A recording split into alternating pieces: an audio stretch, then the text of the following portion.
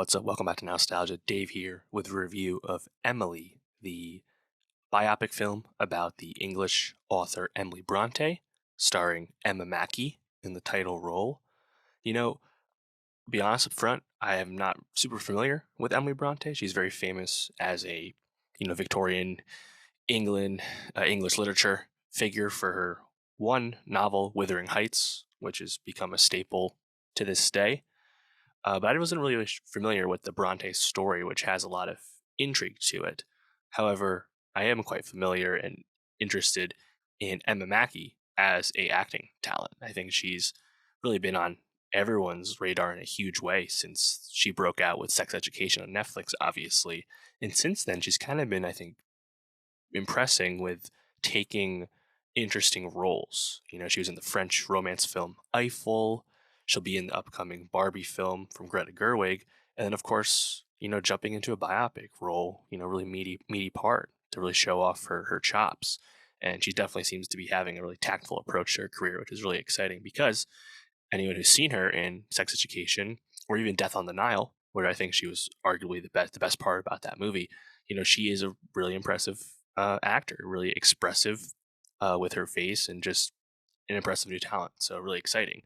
And in the case of Emily, the film, I think it's once again, unsurprisingly, a great showcase for Emma Mackey's talent. And what's interesting about Emily, the film, and why I think it's at least rises above standard biopic fare, standard, Victorian England period drama, is Frances O'Connor, her directorial debut, obviously a longtime actor. She actually has a lot of, I think, directorial flair and intrigue with how this movie is constructed.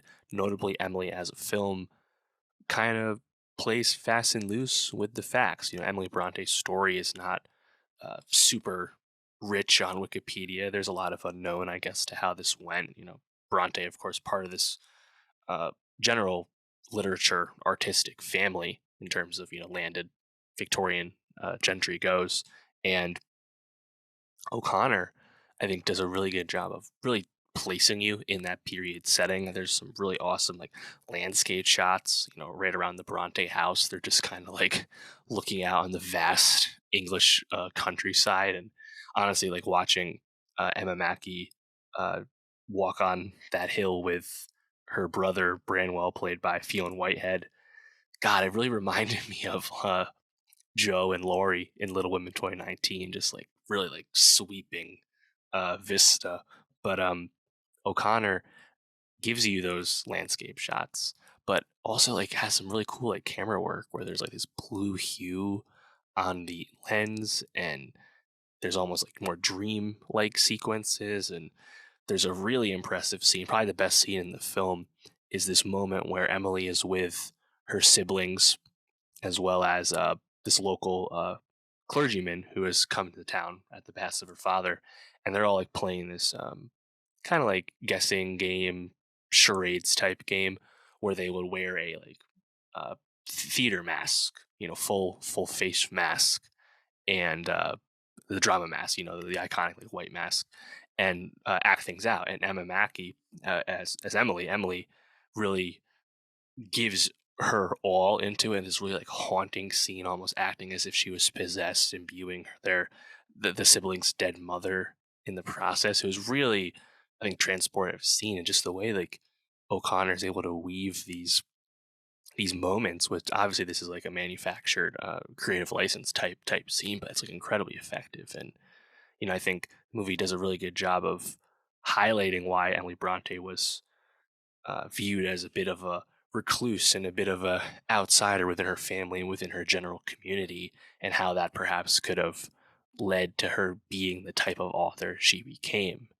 Um, I think it all works really well, and also is able to really hold your attention. Notably, of course, I think this movie would be lacking some kind of spice or tension if it wasn't for the fact that Emma Mackey and that clergyman who comes to town, played by Oliver Jackson Cohen, this clergyman William Weidman, uh, they have amazing chemistry, Mackey and Weidman. And once that chemistry becomes, sexual tension in nature, and eventually leads to bedroom scenes, it's pretty palpable, and I think it's important that you have that. Also, Emily's relationship with her brother Branwell, once they become kind of kindred spirits and how they appreciate and view the world and view their community, experimenting and using opium, for example. I think those scenes are really good. Fionn Whitehead, who I like didn't even recognize him, honestly. He's kind of longer hair in this. I didn't even recognize him, of course, from Dunkirk and Black Mirror. Like I thought he was quite good as Branwell, and the Branwell I think like piece of the story is really effective. There's this moment where Branwell and Emily are like spying on like a neighbor's house and just kind of looking into this family through the window and like talking shit. Basically, those scenes work really well as well.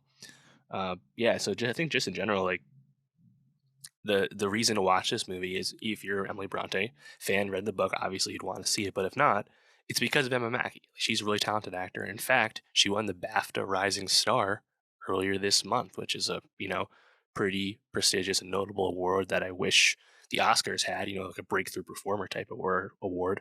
Obviously, Emma Mackey broke through several years ago in Sex Education, but this is like the true like film breakthrough. So I understand that uh, from the BAFTA's point of view.